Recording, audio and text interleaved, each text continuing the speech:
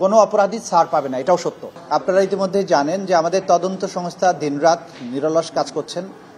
আমাদের প্রসিকিউটর যারা আছেন প্রত্যেকেই তাদের এই তদন্ত কার্য নিবিড়ভাবে তত্ত্বাবধানের চেষ্টা করছেন এবং আমরা খুব স্বচ্ছতার সাথে এবং খুব মেটিকুলাসলি যেই সব অপরাধী জুলাই আগস্টের গণহত্যার সাথে বিশেষভাবে জড়িত তাদের ব্যাপারে তথ্য প্রমাণ সংগ্রহ করার পরেই তাদের বিরুদ্ধে গ্রেপ্তারি পরোয়ানা জারির জন্য আমরা আদালতের কাছে আবেদন জানাচ্ছি। এবং এই প্রক্রিয়ার অংশ হিসাবে আশুলিয়া এলাকায় 5ই আগস্ট তারিখে 6 জন ছাত্রকে গুলি করে হত্যা করা হয়, শহীদ করা হয়। এই 6 জনকে হত্যা করার পরে আপনারা সোশ্যাল মিডিয়ার মাধ্যমে জানেন যে তাদেরকে প্রথমে গুলি করে হত্যা করা হয়। হত্যা করার পরে তাদের প্রথমে চ্যাংদলা করে একটা রিক্সা ভ্যানের মধ্যে উঠানো হয়। ওইখানে কিছুক্ষণ ফেলে রাখার পরে পরবর্তী সময়ে পুলিশের একটা ভ্যান নিয়ে এসে সেই ভ্যানে তাদেরকে উঠানো হয়। ভ্যানটা সেখান থেকে সরিয়ে থানার পাশে একটা জায়গায় একটা দোকানের সামনে দাঁড় করিয়ে রেখে সেই লাশগুলোতে পেট্রোল এনে বোতল ভরে এক জায়গা থেকে পেট্রোল আনে একজন, আরেকজন এই পেট্রোলটা ঢালে, আরেকজন ম্যাচ নিয়ে আসে, তারপরে আগুন দিয়ে জ্বালিয়ে দেওয়ার চেষ্টা করা হয় গাড়ি সহ। তাদের এই জ্বালিয়ে দেওয়ার চেষ্টা করার উদ্দেশ্য ছিল যাতে করে মানুষ বুঝতে না পারে যে এদেরকে কে হত্যা করেছে। পুলিশ হত্যা করে পুলিশের গাড়িতে রেখে আগুন দিলে মানুষ মনে করতে পারে যে পুলিশের গাড়িতে যেহেতু আগুন দেওয়া হয়েছে হয়তো এই হত্যাকাণ্ডটা ছাত্র জনতা করেছে। এইভাবে দায়টা অ্যাভয়েড করার জন্য তারা পুলিশের গাড়িতে রেখে আগুন দেয়।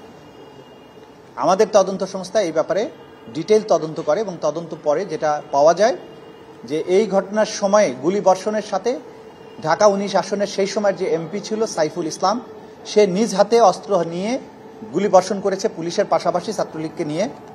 তিনি সহ এই লাশ পোড়ানোর ঘটনার সাথে সেই সময় কর্মরত 4 জন পুলিশ অফিসারকে আমরা শনাক্ত করেছি।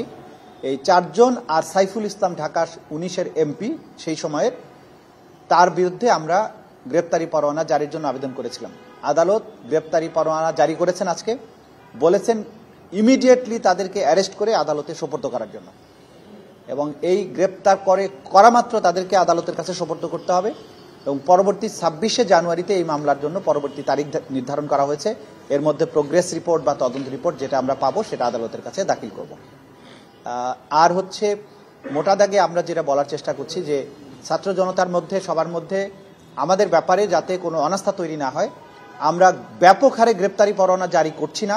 কারণ গ্রেপ্তারি পরোয়ানা ব্যাপকভাবে জারি না করে আমরা তদন্ত করে যাদের বিরুদ্ধে কনক্রিট এভিডেন্স পাচ্ছি সেগুলোকেই আমরা নিয়ে আসছি, কিন্তু কোনো অপরাধী ছাড় পাবে না, এটাও সত্য।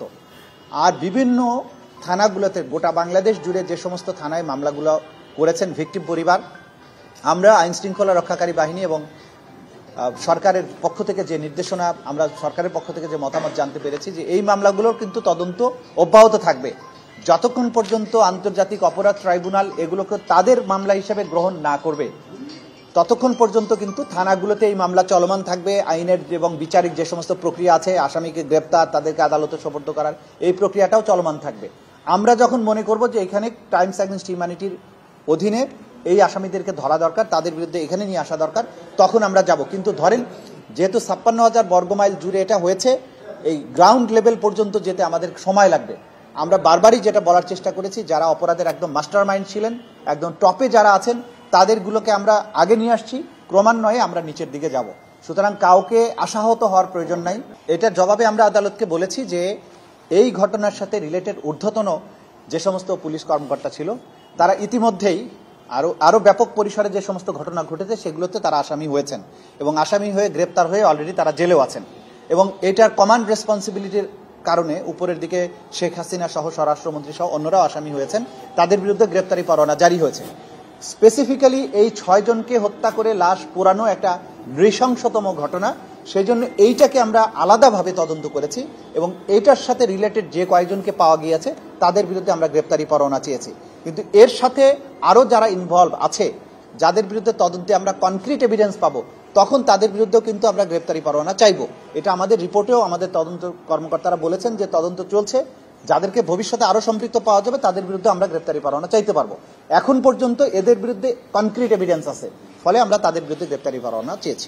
নামটা আমরা যেহেতু এই অতীতের অভিজ্ঞতা থেকে নাম বলা মাত্র পালিয়ে গেছে, সেজন্য আমরা এই মুহূর্তে বলছি না। এটা আমরা যথাযথভাবে সরকারের আইনশৃঙ্খলা বাহিনীর যে ঊর্ধ্বতন মহল যারা গ্রেপ্তারটাকে এনশিওর করেন, যারা গ্রেপ্তারটা করেন আসলে তাদেরকে আমরা জানিয়ে দিয়েছি যাতে করে তারা এই গ্রেপ্তারটা সুষ্ঠুভাবে করতে পারে পালিয়ে যাওয়ার আগে।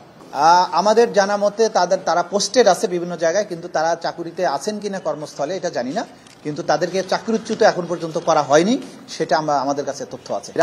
রাষ্ট্রের কাজ করেছেন। আমি তো এই রাষ্ট্রের একটা প্রতিষ্ঠানের পক্ষ থেকে কাজ করছি, আমি চিফ প্রসিকিউটর হিসেবে কাজ করছি। আমাদের রিকোয়েস্টের ভিত্তিতেই রাষ্ট্র সেই ব্যবস্থা নিয়েছেন। সুতরাং এই বিচারিক প্রক্রিয়ার অংশটাকে এক্সপেডাইট করার জন্য সরকারের পক্ষ থেকে নোট ভার্বাল দেওয়া হয়েছে, কূটনৈতিক চ্যানেলে তাকে ফেরত পাওয়ার জন্য চেষ্টা করা হচ্ছে। সুতরাং এইটা একটা ধারাবাহিক প্রক্রিয়ার অংশ, এখানে আমার মন্তব্য করার কিছু নেই। আমরা চাইবো সরকার এই কাজের মাধ্যমে সফল হয়ে তাকে যদি আমাদের কাছে আনতে পারেন তাহলে বিচারটা আরও ভালোভাবে করা সম্ভব হবে। সুতরাং রাষ্ট্র এবং আমরা আলাদা কোনো বিষয় না, রাষ্ট্রের পক্ষ থেকে যেটা করা হয়েছে এটা আমাদের পক্ষ থেকে রিকোয়েস্টের মাধ্যমেই করা হয়েছে। Thank you.